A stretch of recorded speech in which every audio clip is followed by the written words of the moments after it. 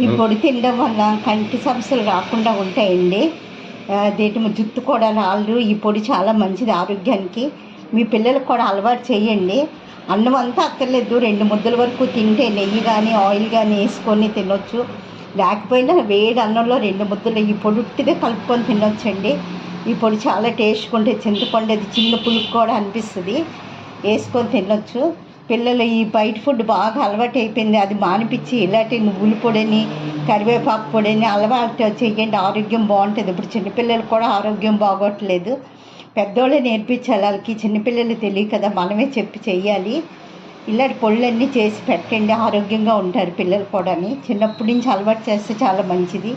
మా మనవడు ఉన్నాడు, దోశలు కానీ ఇడ్లీలో కానీ ఈ పొడితోనే ఎక్కువ తింటాడండి. మా నువ్వుల పొడి కానీ కరివేపాకు పొడి కానీ ధనియాల పొడి కానీ వేసుకొని కొంచెం అలా తర్వాత చట్నీలతో తినడం అది అలవాటు చేస్తే పిల్లలకు కూడా అలవాటు అవుతుంది. ఆరోగ్యం కూడా చాలా బాగుంటుంది. ఈ వీడియో మీకు నచ్చినట్లయితే లైక్ చేయండి, షేర్ చేయండి, సబ్స్క్రైబ్ చేయండి. ఈ కరివేపాకు అండి సిమ్లో పెట్టి అలాగా వేపుతానండి. ఇందులో ఆయిల్స్ ఏమి నేను వాడటం లేదు.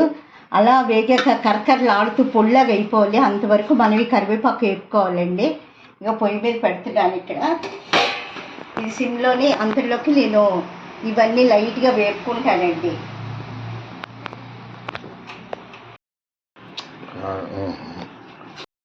ఇదిగోండి ధనియాలు జీలకర్ర ఇలా వేగిందండి.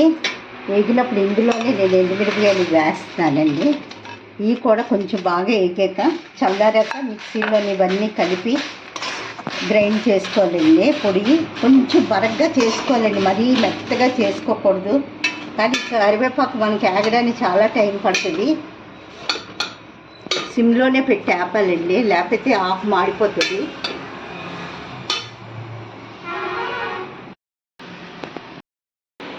ఎండుమిరపకాయలు జీలకర్ర ధనియాలు ఇలా వేగినవి ఇవి చల్లారాక మిక్సీలో వేసుకోవాలండి. ఈ 3 కలిపి అన్నీ కలిపి మిక్సీలో వేసుకోవాలి.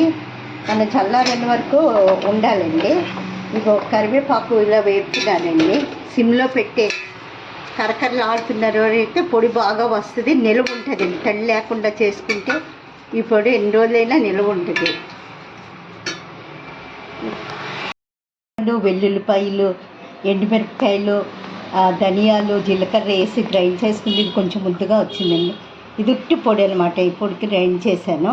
ఈ 2 స్పూన్లు ఉప్పు వేసానండి. ఉప్పు వేసి మొత్తం ఈ పొడి అంతా బాగా కలుపుకోండి. ఉప్పు ఇప్పుడే చూసుకోండి ఉప్పు సరిపోయిందా లేదని.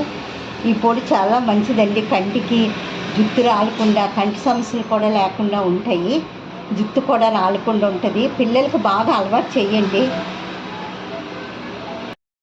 వేడి అన్నంలో కరివేపాకు పొడి వేసుకొని తింటే ఇలా ఉంటుందండి, చాలా మంచిది ఆరోగ్యానికి. మీరు ట్రై చేసి చూడండి. ఇలాగా పిల్లలకి మట్టుకు అలవాటు చేయండి. చిన్నప్పటి నుంచి అలవాటు చేస్తే వాళ్ళకి కూడా మంచి అలవాట్లు వస్తాయి. వాళ్ళు అన్ని రకాలు తింటారు.